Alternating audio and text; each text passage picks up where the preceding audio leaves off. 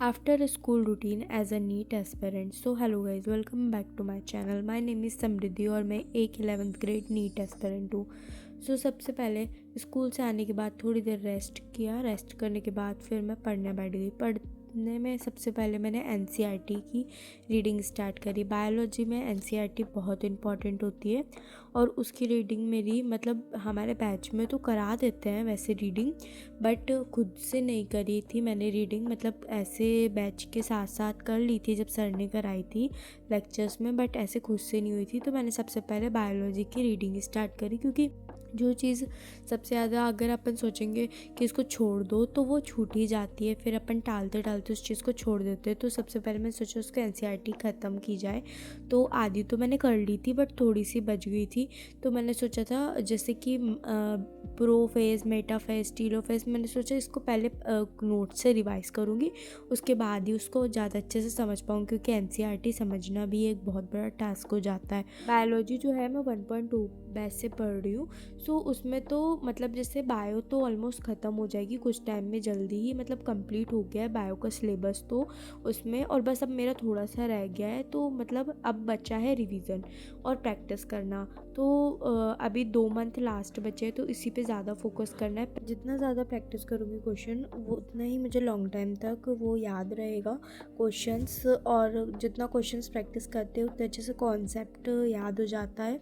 और मेरे साथ तो यही है कि मैं जितना प्रैक्टिस करती हूँ उतने ही अच्छे से मेरे को कॉन्सेप्ट याद रहता है।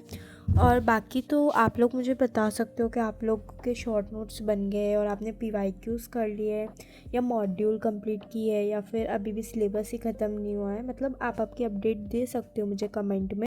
वैसे मेरे स्कूल में फ़ाइनल एग्ज़ाम शायद तक फरवरी तक हों, तो मुझे अभी ये 2 महीने जैसे कि दिसंबर और जनवरी को अच्छे से ये यूटिलाइज़ करना है इसके डेज़ को, वरना क्या होगा कि अगर मैं एक भी दिन 2 दिन ऐसे ही ख़राब कर दूँगी और अगर प्लान वगैरह नहीं बनाऊँगी तो मेरे लिए बहुत ज़्यादा लॉस हो जाएगा, और बाद में मुझे लास्ट में बैठ के बहुत ज़्यादा पढ़ना पड़ जाएगा। और जो कि मैं हर बार ही करती हूँ, मतलब हर ही बार हो जाता है मेरे साथ ऐसा कि लास्ट तक ही मेरे को, मतलब लास्ट में ही मुझे बहुत ज़्यादा उस टाइप से पढ़ना पड़ता है, एकदम ज़्यादा एफ़र्ट करके। तो मैं चाहती हूँ कि अपना सिलेबस पहले ही ख़त्म कर लूँ और रिवीजन ज़्यादा कर लूँ। और हमारे में क्या एनसीईआरटी मेन आती है फिज़िक्स में, तो एनसीईआरटी का 2 से 3 बार रिवीजन हो जाए, उस हिसाब से मुझे प्लानिंग करनी है। तो मैं वो एक बनाऊँगी प्लानर, तो वो मैं आपके साथ शेयर कर दूँगी, और उसमें मतलब डे वाइज मैं बता दूँगी मैं कैसे प्लान कर रही हूँ, कैसे उसको एग्जीक्यूट कर रही हूँ, प्लान को क्या वो हुआ, उस हिसाब से मैं रेगुलर व्लॉगिंग और रेगुलर आप लोग को अपडेट दे दूँगी। वैसे आप लोग के भी 11th के एग्ज़ाम बेसिकली हो सकते हैं फरवरी में, किसी के जल्दी भी हो सकते हैं, जल्दी तो वैसे नहीं होते, बट हाँ लेट थोड़े बहुत तो हो सकता है आगे पीछे डेट।